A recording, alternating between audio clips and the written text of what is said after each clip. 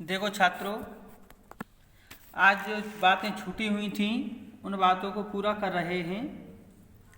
देखो पहला ये है कि कभी कभी देखो ये लिखा है, नोट करके लिखा है, कभी कभी टू के स्थान पर फॉर ए दिया होता है। क्या दिया होता है? For a.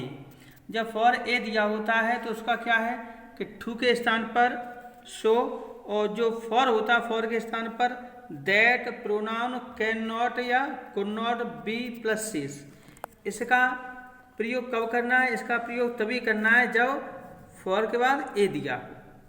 तो देखो हम वो देखते हैं। तो सबसे पहले वाक्य देखते हैं। वाक्य में क्या है? देखो, he is too slow for a runner. Runner means होता है धावक। एक धावक के लिए ही इज टू स्लो, वह बहुत धीमा है। तो कैसे करेंगे? ही इज टू के साथ सो, फिर हो जाएगा स्लो। अब फॉर ए दिया होगा तभी हम आप दैट लगाएंगे, और जैसे ही दैट लगाएंगे तो दैट लगाने के बाद प्रोनाउन आएगा। प्रोनाउन हमारा कौन सा है? ही। तो यहाँ पर ही आ जाएगा। अब ये प्रेजेंट में तो हम क्या कर देंगे? Can not. लेकिन आप सभी जानते हैं मॉडल कैन नॉट या कुड नॉट आया हो तो उसके बाद हमारी वर्ब आती है। वर्ब कोई है नहीं तो इसमें हमने वर्ब किसको लगाया? बी को।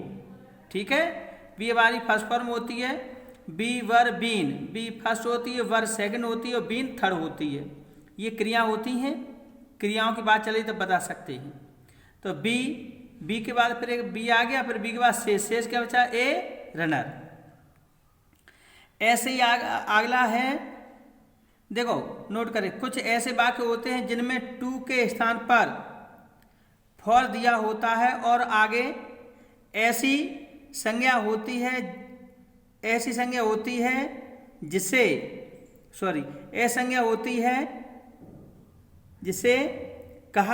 जिसे कहा या व्यक्त किया जाता है।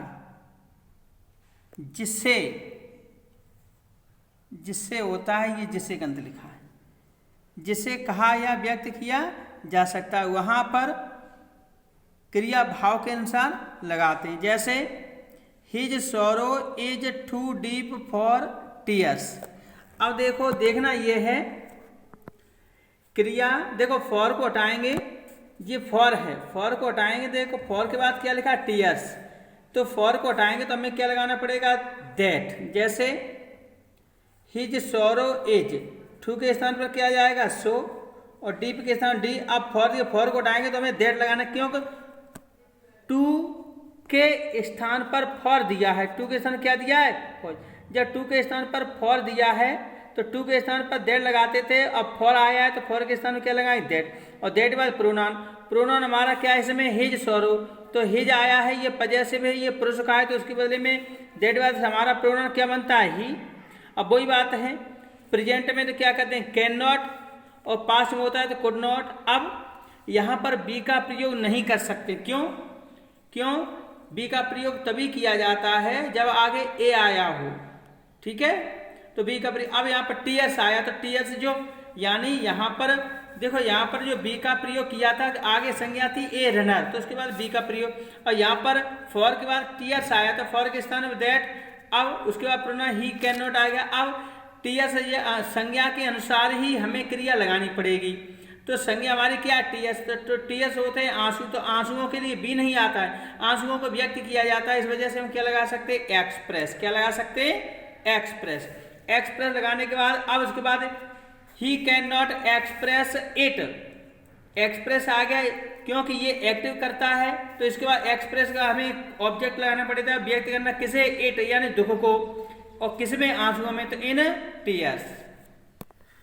अब यहां पर देखो, हिज सॉरो इज, ऐसे भी कर सकते हैं, his sorrow is so deep that. अब यहां पर क्या है? यहां कर्ता हमारा एक्टिव कर दिया था, यहां पर कर्ता हमारा क्या होगा? इनएक्टिव, क्योंकि वह उसको व्यक्त नहीं कर सकता था आंसुओं में। अब इसमें क्या है? His sorrow is so deep, उसका दुख इतना गहरा है कि इसे व्यक्त नहीं किया जा सकता। अगर हमने कर्ता इनएक्टिव इट लगा दिया, जब वाक्य कर्ता इनएक्टिव हो जाता तो वाक्य क्या में चला जाता? पैसिव में। तो पैसिव में चला जाएगा तो इट आएगा, इट के बाद फिर आएगा कैन नॉट या कुड नॉट। प्रेजेंट में तो कैन नॉट आएगा। अब पैसिव में चला गया क्योंकि इनएक्टिव करता है, तो हमारा पैसिव की क्रिया क्या थी, बी, उसके बाद फिर बी आएगी, फिर थर्ड फॉर्म आएगी एक्सप्रेस्ड इन टीयर्स। देखिए आगे ऐसे ही, माई हार्ट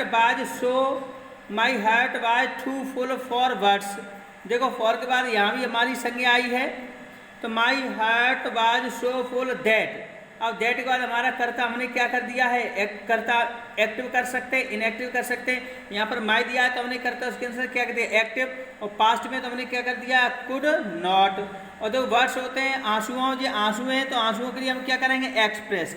लेकिन वर्ड्स हैं, वर्ड्स को एक्सप्रेस नहीं करें, उसको हम कहेंगे तो कुड नॉट स्पीक कर सकते हैं, अटर कर सकते हैं, स्पीक आउट इन टीयर्स। अब देखो यहाँ पर आया he is too eager for prize. यहाँ पर भी हमारा देखो फॉर के बाद संज्ञा दिया है, तो यहाँ पर क्या करना है, तो फॉर को हटाकर दैट का प्रयोग तभी किया जाता है जब आगे जो कर्ता होता है वो या तो इनएक्टिव हो करते। देखो ये हमारा हिज सॉरो इनएक्टिव है तो फॉर के बाद दैट लगाया। माई हार्ट इनएक्टिव करता है तो हमने क्या कर दिया है, फॉर के स्थान में क्या लगाया, दैट आया। और यहाँ पर करता है एक्टिव है, तो इस वजह से अब फॉर के स्थान पर दैट का प्रयोग नहीं कर सकते हैं।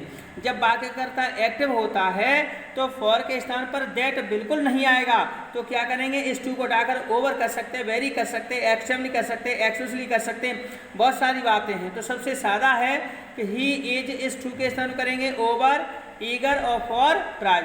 आप कहेंगे सर यहाँ भी तो फॉर आया था, यहाँ पर फॉर आया था लेकिन फॉर ए दिया था, क्या दिया था, फॉर ए, इस वजह से फॉर के स्थान पर दैट। तो यहाँ पर फॉर के, यहाँ पर हमने क्या, ये फॉर, यहाँ पर जो फॉर दिया था फॉर के स्थान पर हमने दैट लगाया, क्योंकि यहाँ पर जो करता है एक्टिव है और एक्टिव है, इस वजह एक्टिव है तो एक्टिव जब करता है एक्टिव होता है तो फॉर के स्थान में दैट नहीं आता है, केवल फॉर ही फॉर आता है।